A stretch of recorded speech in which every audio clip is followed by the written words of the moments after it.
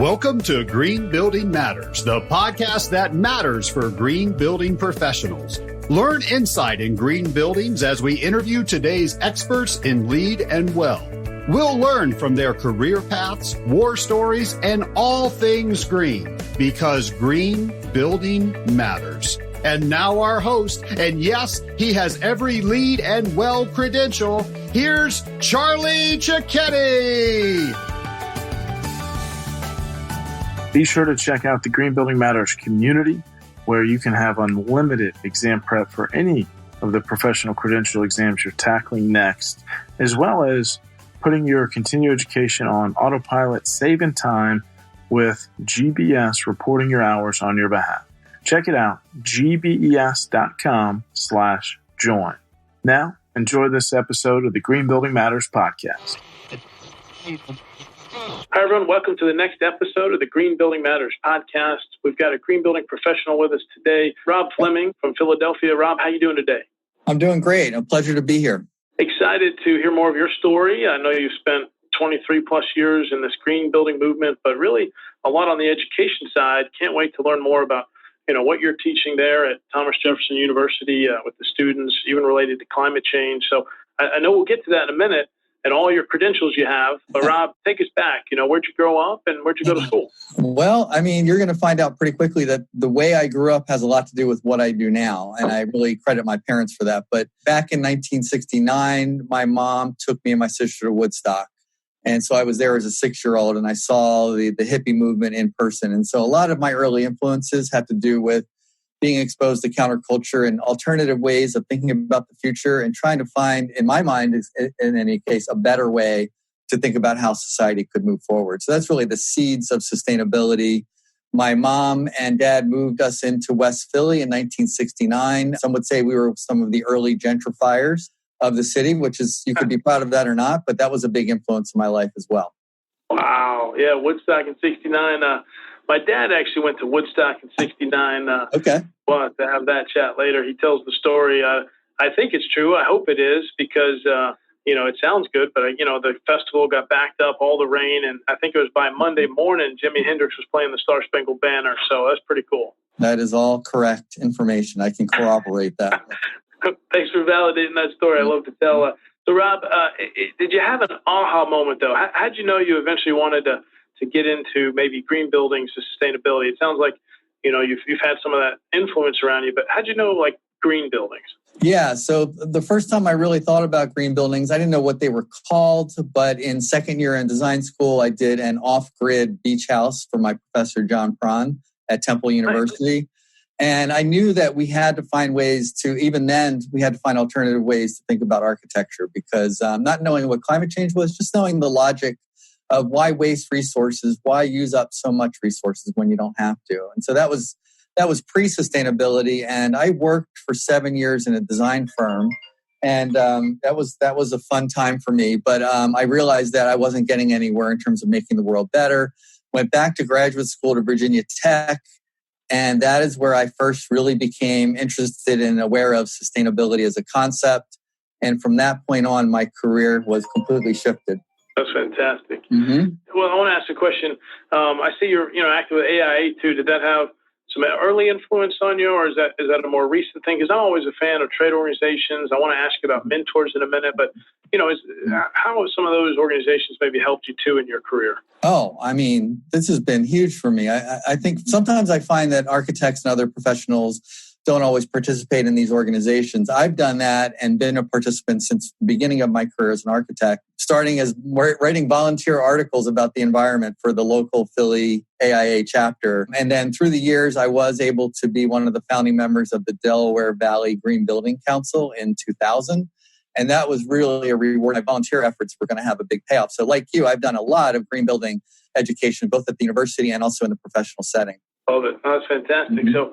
So Temple, then Virginia Tech, a little bit on the design side, but then how did you know you wanted to make a career out of education?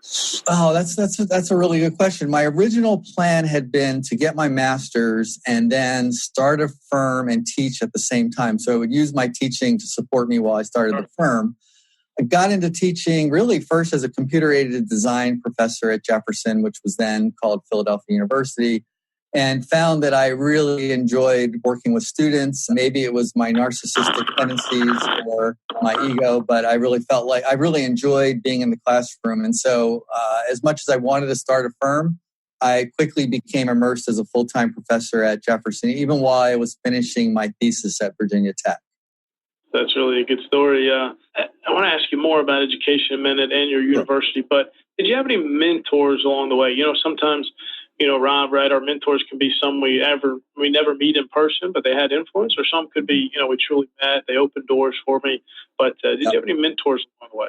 Yeah, absolutely. I mean, when I got to Virginia Tech, and I did go to the Washington Alexandria Center, not on the main campus, and I had a professor there named Susan Piedmont Palladino, who's an amazing writer herself, and she was able to introduce me to sustainability and mentor me through the master's program to really get me to understand what LEED was. When LEED was first forming, and some of the basic concepts, and was able to mentor me through my thesis on sustainability in 1996 back there at Virginia Tech. And you can imagine that was not necessarily a popular topic in the mid-90s for academia. And that's fantastic. Mid-90s. So that was before LEED, the first LEED project certified around the year 2000. So what was sustainability like then? Was it just energy focus? Was it some better materials? Give us a peek. What was a hot topic in the mid-90s with sustainability? Yeah, I think definitely one of the first things I was exposed to is materials and the effect of materials on the planet. I don't think we were really in climate change mode at that point, but I think there was a bunch of young folks that were sort of sensitive to the fact that the path we were on was probably not a good long-term path. Although I don't think I could articulate exactly what that was. I think it was still pretty intuitive. But I will say that I did read William McDonough's Centennial Sermon that he did in 1993. And that was really a turning point for me. The internal logic of sustainability as a driver of design for me was so strong, and it resonated with my values of my hippie upbringing. So from there on, really by the mid-90s, I was going to be a green designer and a sustainability person. There really was no turning back at that point. Oh, fantastic. Rob, tell us a little bit about Thomas Jefferson University for those not familiar with it. Tell us about the university and also about some of the programs that you head up. This is really a great university. And as I said before, I started at a university called Philadelphia University, and that is now merged with Thomas Jefferson University to form the fourth largest university in Philadelphia. And I think both universities have strong regional focuses. And I think the plan now is to really get onto the national stage. And what's really exciting about merging with a health-oriented university is all of the rise of interest in health and well-being as it relates to sustainability. And Charlie, I'll also share with you my concern about that as we get through this conversation. But what's really cool is that we have the ability to collaborate and participate across disciplines in ways that maybe other universities can't because we've been small. We're really nimble and we're not really caught up in so much territorialism that you might see at a lot of universities. So it's really a place to be innovative and entrepreneurial, and we'll get to some of the cool stuff that I've been working on out of that platform. Yeah, we'll unpack that more in just a minute. Mm-hmm. So I've got to ask, on your LinkedIn profile, you've got a great picture. I assume it's a class, maybe an evening. You've got some pizza boxes there. Everyone's standing. Did you do like some standing meetings, standing lectures, or what was the context there? It looks great. It looks exciting. Yeah, we've really decided that we were going to shake up education and start to find different models. And that was what we call a roving review or a roving design shred. And everybody there was all jazzed up about their project. We were doing one of the first net zero studios that I ever taught. And so we try to keep things really loose. We try to keep things upbeat and inspirational and exciting and dynamic in the classroom. And that's because we want our students to take that with them when they go into the professions. That's fantastic. I think it's important. Sometimes it's a humbling question, Rob, to look back on your highlight reel. So what are a couple of your proudest accomplishments if you were to look back? What stands out? Well, I mean, first off, kids and family. I'm really proud of everybody in my family and always trying to keep that in focus as I totally dive into my career, probably too much. But in 2013, I published a book called Design Education for a Sustainable Future. And in that book, I laid out a plan for how we could transform design education to really think about climate change and try to change the way that we educate students so that when they come into the profession, they're really advocates and agents of change and not just necessarily really good designers, which I think all architecture schools achieve very well. So that was an accomplishment. I only had 3 typos in the whole book, so I'm pretty excited about that. And that was sort of the beginning of my career as a writer, and it really started a long list of writing projects that I've been working on. So it was just a lot of fun to write, and I put my heart and soul into it, and I was so happy to get it published and have people read that. Hey, congratulations. And we'll link to some of those resources in the podcast show notes. Later on, we get to some pro tips, but I've got to ask you, as a writer, did you have a certain place you'd go to and write, or how'd you get that book out of you? Was there a certain habit? Yeah, you're really hitting on some controversy there, because for whatever reason, I decided to write my first book at the kitchen counter, where all of my family would come in and out to get food and do things, and I would just plop down there with all my stuff. I don't think that was a popular move, but it kept me at least connected to my family a little bit while I worked on that project. And so I have a lot of fond memories of really just pouring out over that counter and leaving all my stuff there. It was kind of awkward, but fun. No, thanks for sharing. That's really neat. Well, yeah, so now let's take a step forward on the project side. So, obviously you've done a tremendous amount on education. We're going to talk more about that. But, it sounds like you've done a lot in the design studio as well. But are there any projects you've been able to have some influence on? Yeah, absolutely. One of the other highlights of my career is being able to work at a firm called Revision Architecture, which is a small, deep green, sustainable design firm located in Manayunk in Philadelphia. And I would say that, they've been really have influenced my teaching career a lot. But basically what I've done with them is design charrette facilitation. One of the things that we know is that we've got to get everyone engaging everything early with equity in the design process. That's Bill Reed's 4 E's of sustainable design. And so through Revision, I've gotten to work on 2 Living Building Challenge projects. One is half built and the other one didn't come to fruition. But really getting the opportunity to work with people from all backgrounds, including stakeholders, end users, local neighbors, code officials, geothermal experts, and really trying to get everybody to collaborate with a sense of shared values towards a goal of achieving a living building, which, as you know, Charlie, is no small feat. It's really hard to do that. And so that's been another highlight of my career. And I brought all that into the educational field that I have now. That's really neat. And, for those not familiar on the living building side and just some other programs out there, you got to look in. That's where we want to be, right? We want to be on the regenerative design side, not just on the code minimum plus a little bit. Yeah, you know what they say, Charlie, code is less bad. I mean, you don't put out a press release when you meet code, right? So we can and we should do better. We must do better. We got to look back on those achievements too, so people can say, look, we did it. You can do it too. And you're right. We've had a shift in mindset even within my green building firms here, Rob, is just, hey, let's strive for incremental improvement. Yeah. We should be asking the question of zero waste and how would we even do that? Don't just try to get 10% more on the recycling rate. So it's been an interesting mindset shift. I know we have a long ways to go. So let's talk about what you do at Thomas Jefferson, education, what you're seeing from students. I don't know if you know the statistic, 40%, Rob, of those going for their LEED Green Associate credential are in high school or college. So it's very exciting. Really? That's hopeful. USGBC shared that statistic with us. So we're seeing some colleges have some programs. They might do sustainable design. They might actually have some LEED curriculum built in as a good foundation. But what do you do with some of your classes? And then, segue that to the talk around climate change and some different things you've had success with. Sure, absolutely. I mean, first of all, I'm really proud to have taught in the architecture program for 12 years here at the university. And in 1997, we launched our first required sustainable design studio. So even while I was finishing up my thesis at Virginia Tech, we were already putting into practice the principles of sustainable design into a mainstream architecture design studio. And that was really quite satisfying. And I did that for 12 years. But eventually I realized, to your point, Charlie, that incremental improvement is not really going to get us to the finish line at this point.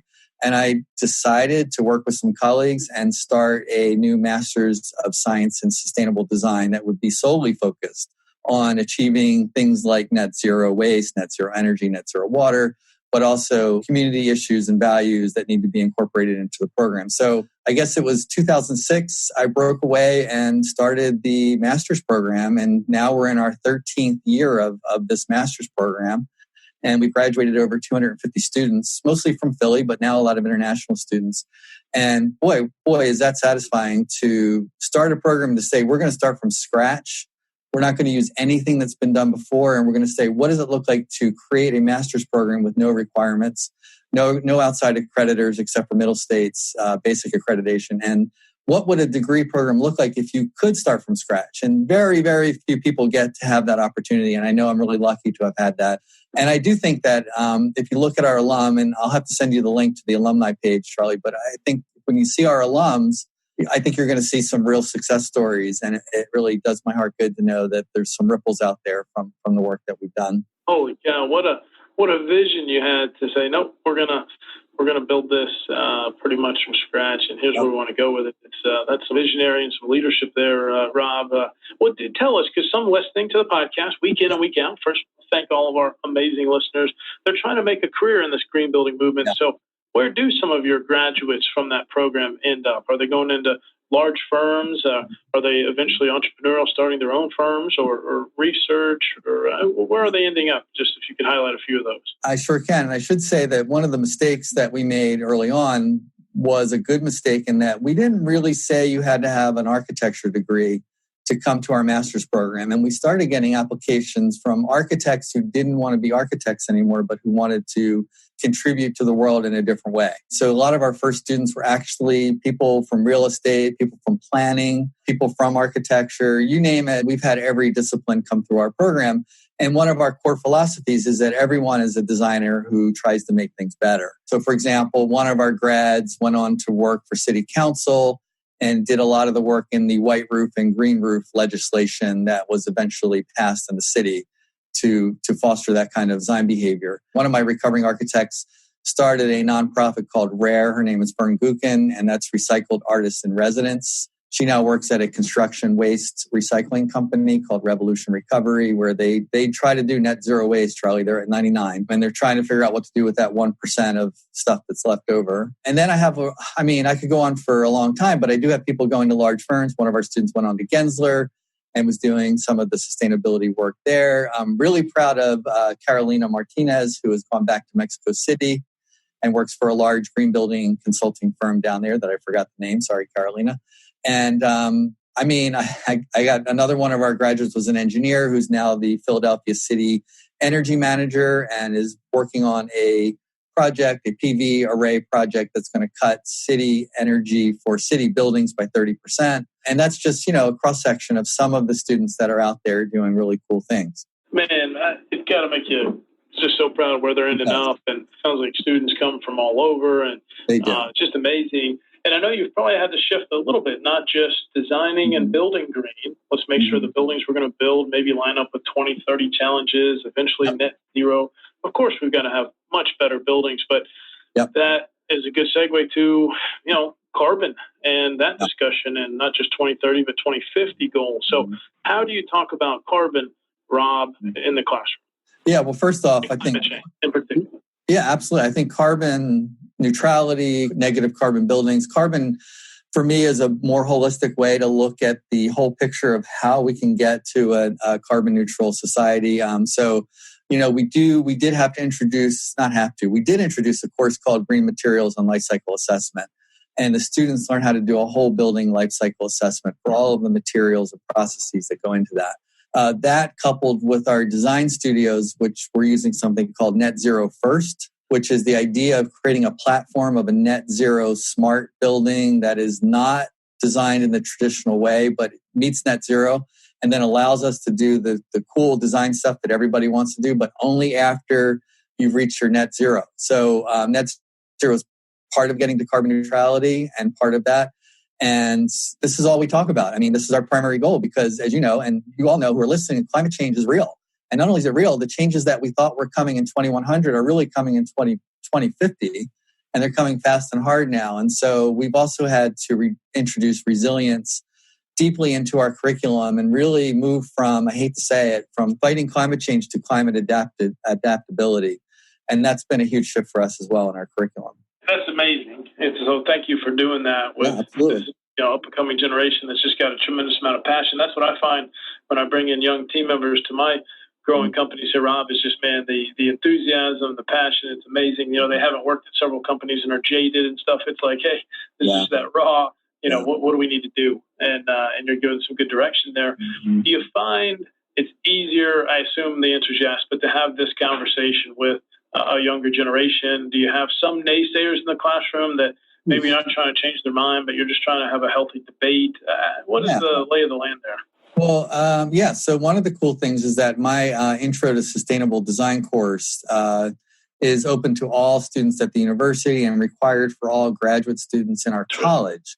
So that means that we have construction managers and real estate developers in that class where we're learning these core values of regenerative design and carbon neutrality and all these things. And I got to tell you, there's a fair amount of naysaying going on there, and I welcome it. I mean, I think that, we role play with students having discussions about climate change and about green buildings and how do you make the case for that. So I find that to be really healthy. I think that,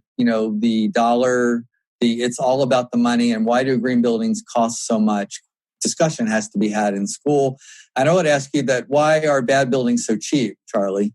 The problem that we have right now is we're comparing green buildings to really poorly designed buildings that are poorly built, that barely meet code. That's not a good baseline for us to decide what is good architecture or what is good for society. So we really don't have a good sliding scale yet for understanding green buildings and their costs. And so we've really had some great discussions and arguments in class with that. I would say that the older generation, Charlie, I mean, honestly, I not really there. I mean, there's really not a real dynamic assumption of climate change as a real threat and not a real significant change in basic behaviors and in what we teach and how we teach. So that's been a little frustrating for me over the years. And I wouldn't say I'm bitter, but I'm just kind of disappointed that more people haven't stepped up and shown leadership around climate change and the design of the built environment.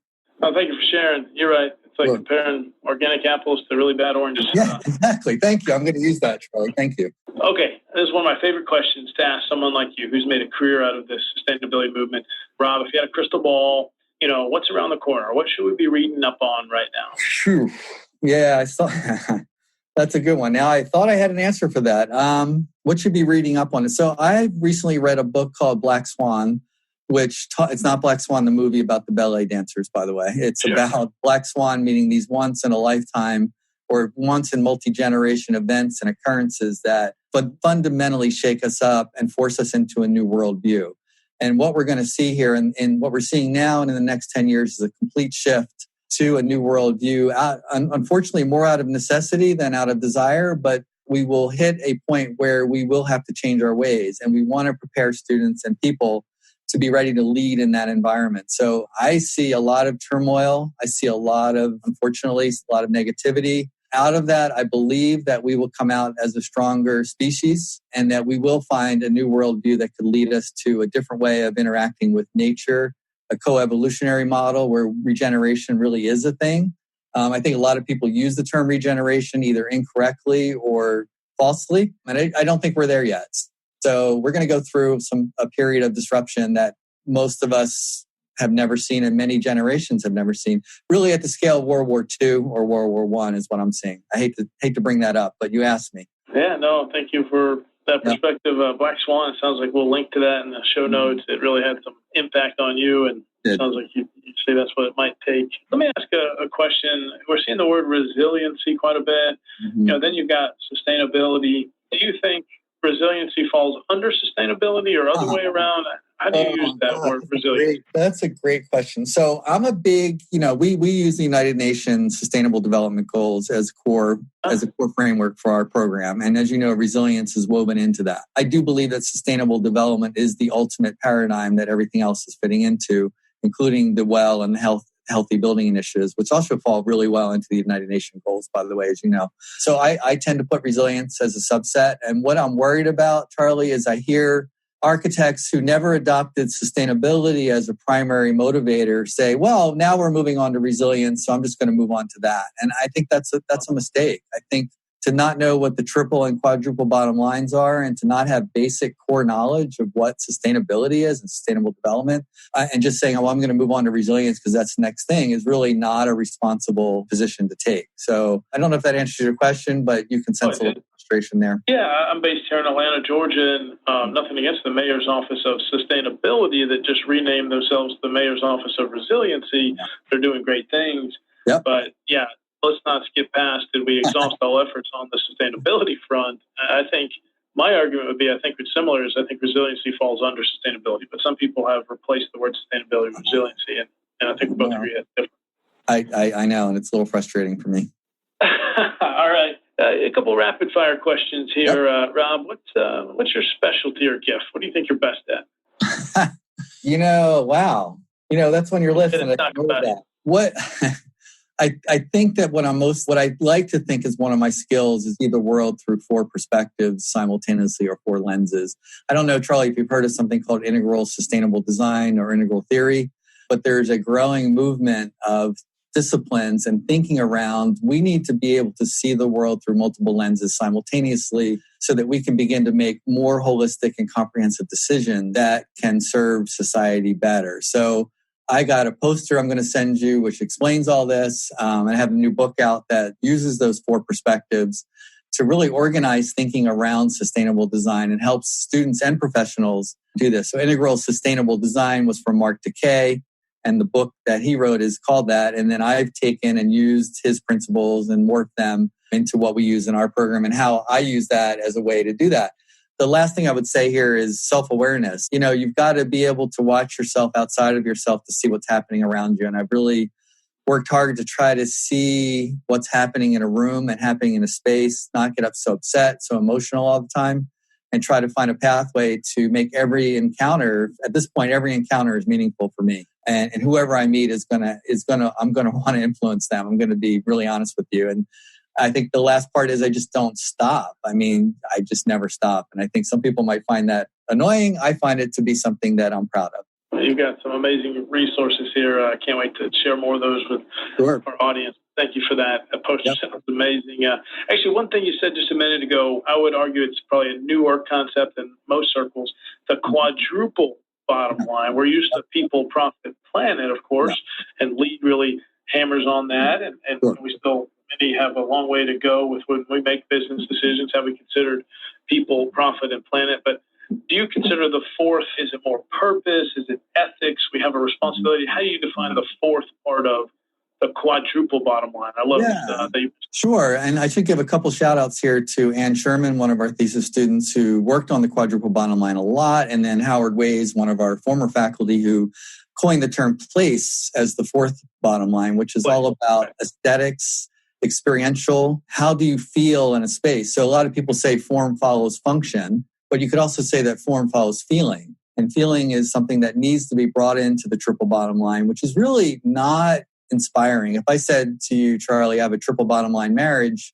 that's great, but is it really inspiring us? And so here at Jefferson, we use the quadruple bottom line because we feel like that's been missing from the equation. And we have so many designers here who have such great training in architecture programs that they want to use those abilities and they want to make that design, those design choices for aesthetics, part of the rubric for what constitutes sustainability. So if Lance Hosey would say in his book, if it's not beautiful, it's not sustainable.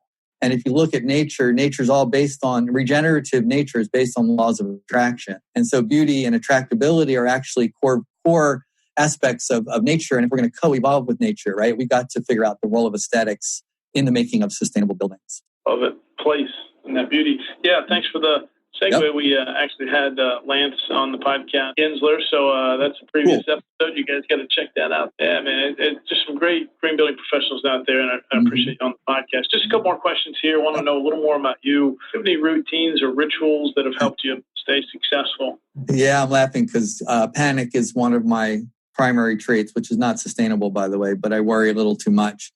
And that worry sort of drives me, whether I'm worried about making a deadline or I'm worried about climate change, these things kind of hang over me. I'm probably a little bit too future oriented and not living in the moment enough. And I think there's a really good movie on HBO that was called How to Let Go of the World When Climate Change is Doing Something. I can't remember the full title, But that was a movie about trying to remember that we're still here for each other and we're still having lives with people. And I would say that's sort of a negative routine or ritual. The other thing is that every morning I try to get up and write 500 words. That could be for my next book, or it could be emails to people that I'm trying to influence, or it could be a blog post in LinkedIn. But I think that writing all the time, it's like any discipline. If you stop writing, you lose the skill set. So you got to keep it fresh. And so that's sort of one of my routines that I've been doing. And thanks for sharing those pro tips, what works for you, those best practices. Well, Rob, as we get to know each other more, I'm a fan of the bucket list. Are there one or two things maybe on your bucket list you could share with us? Any adventure, any travel, any more books? Who knows? What's on the bucket list? Yeah, I mean, one of the regrets that I have about moving into the career of sustainability professional educator is I haven't really got a chance to take advantage of the architecture degree that I got at Temple and my licensure as an architect. And I think I would like to someday soon, because I am getting older, to actually design a building and see it built.